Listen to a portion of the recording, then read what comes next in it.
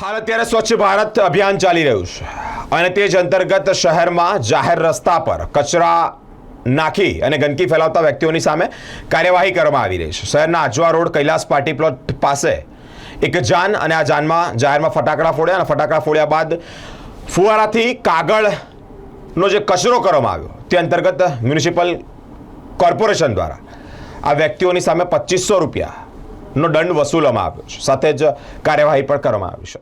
આપ જાણો છો કે અત્યારે હાલમાં સ્વચ્છ ભારત મિશન અંતર્ગત વડોદરા શહેરમાં સઘન સફાઈ ઝુંબેશની કાર્યવાહી કરવામાં આવી રહી છે। તેમ છતાં કેટલાક ઇસમો જાહેર રસ્તા પર કચરો નાખતા હોય તેમને આપણે પેનલ્ટી પણ વસૂલ કરીએ છીએ।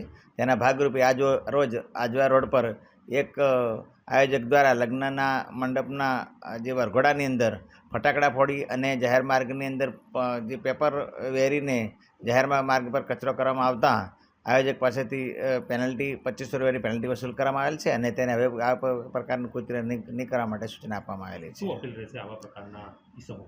તમામ વડોદરા શહેરની તમામ નાગરિકને વિનંતી છે કે જાહેર માર્ગ પર કચરો કરશો નહીં, કચરાપેટીમાં જ નાખશો અને આવી રીતે જાહેર પ્રસંગમાં પણ કચરો કોઈ કરે નહીં એવી તમામને નમ્ર અપીલ છે।